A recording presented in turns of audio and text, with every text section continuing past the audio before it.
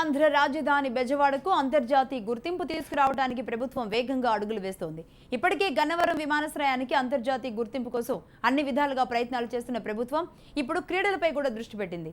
బెజవాడ నడిబొడ్డున ఉన్న ఇందిరాగాంధీ మున్సిపల్ స్టేడియానికి అధునాతన హంగులు కల్పించడానికి శ్రీకారం చుట్టింది. ఇక్కడ అంతర్జాతీయ మ్యాచ్ల నిర్వహణకు వీలుగా స్టేడియాన్ని తీర్చిదిద్దే పనులు మొదలుపెట్టారు. విజయవాడ ఇందిరాగాంధీ మున్సిపల్ స్టేడియానికి అంతర్జాతీయ గుర్తింపు తెచ్చేలా సర్కార్ అడుగులు వేస్తోంది. స్టేడియంలో అభివృద్ధి పనులకు శ్రీకారం చుట్టింది. గతంలో స్టేడియం అంతర్జాతీయ మ్యాచ్ల నిర్వహణకు వీలుగా ఉండేది.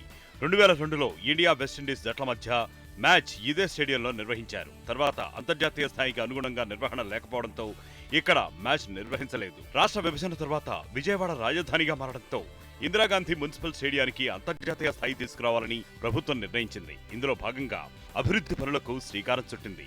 కేవలం క్రికెట్ మాత్రమే కాకుండా ఇతర క్రీడల నిర్వహణకు వీలుగా అధునాతన సౌకర్యాలు కల్పించడానికి చర్యలు చేపట్టింది.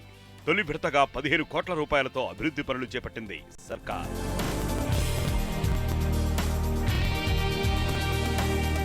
స్టేడియంలో 20,000 మంది కూర్చునేలా సీట్లను సిద్ధం చేస్తున్నారు. దీనితో పాటు క్రీడాకారుల గదులు, అంపైర్లు, టెక్నికల్ టీముల గదులను సిద్ధం చేస్తున్నారు. 1500 సీటింగ్ కెపాసిటీ వీఐపీ గ్యాలరీని నిర్మిస్తున్నారు. 2018 చివరి నాటికి అంతర్జాతీయ స్థాయిలో స్టేడియంను అందుబాటులోకి తేవాలని ప్రణాళికతో ముందుకు వెళ్తున్నారు. స్టేడియం అంతర్జాతీయ స్థాయిలో ప్రఖ్యాతి గాంచితే అమరావతికి బ్రాండ్ ఇమేజ్ తీసుకురావడంతో పాటు ఆర్థిక ప్రయోజనాలు కూడా చేకూరుతాయని ప్రభుత్వం ఆలోచనగా ఉంది.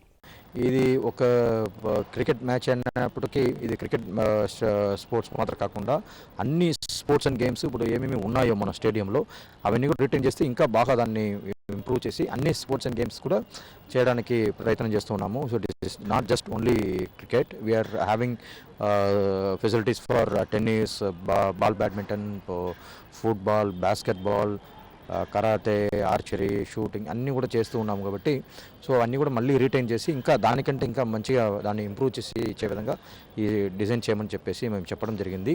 చాలా ఏళ్లుగా అంతర్జాతీయ మ్యాచ్లకు నగరం దూరం అవడంతో నిరాశకు గురైన క్రీడాభిమానులు ప్రభుత్వ నిర్ణయంతో ఆనందం వ్యక్తం చేస్తున్నారు.